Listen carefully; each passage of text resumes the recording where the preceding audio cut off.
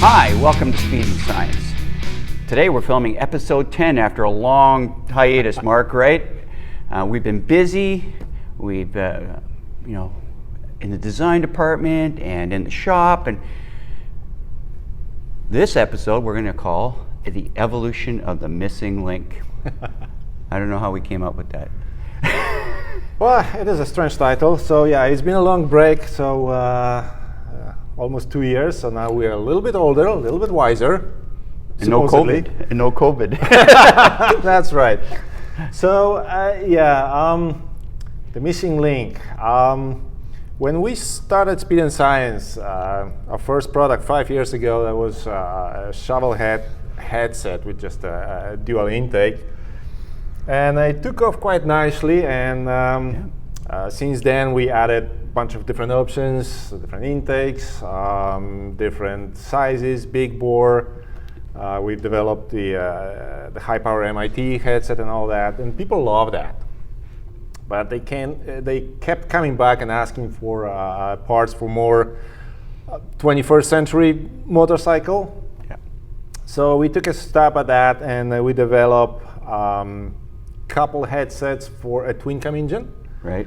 So again, Ferocity and a high power MIT. So yeah, that's how it started basically. So basically, we skipped the entire Evolution series of Harleys, didn't we, Mark? We did, and to add insult to injury, we went back in time even farther, and we developed again couple headsets for a pan shovel engine, Velocity and MIT, and now the Evo owners were really pissed. Until now, that is, because what we're looking at right here on the table is a first headset from Speed and Science for Evolution engines. This is stock bore for now, so it's been designed for 80, anything between 80 and 88 cubic inch Evolution engines. Right. So what are the main differences between the OEM units and these? As the standard way of developing a new product here on Speed and Science is we take a long, hard look at the different products, OEMs, aftermarket, whatever exists out there, and we're trying to identify and analyze potential problems and right. issues with existing products. And based on that, we try our best to improve, both the visible, the mechanical things, and also invisible, being airflow and the combustion process. Right. So, but let the camera do a job. Let's take a close look at the missing link. So Speed and Science Evolution heads that we have right here. I'm going to go over the main design features, and I'll try to explain the reasons why we design things the way we did, and what does it do, and how does it relate to the original.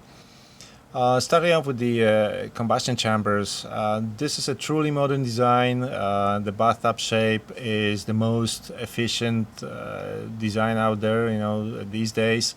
We have added 2 squish bands, one per side, to promote extra turbulence and flame front propagation, which in turn creates an extra horsepower, which is the main point of the exercise. The valves, we decided to keep them stock size, and the reason behind this decision is actually right here. The intake port. We designed this port quite well. Matter of fact, it flows so well that the test bike running, pulls on the dyno, never ran out of breath.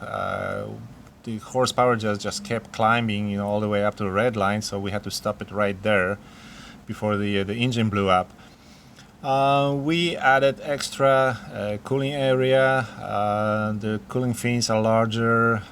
The heads run about 20, 30, 40 degree cooler than the original ones. We have extra slots right on the top and above the spark plug. For the valve train, we decided to go with the beehive type, high performance, high lift springs. These heads are set up for up to 635 valve lift right out of the box, which is really good. The valve to valve contact happens at just below 200 thou, so that allows you to use fairly aggressive cams without any extra machining work, again right out of the box.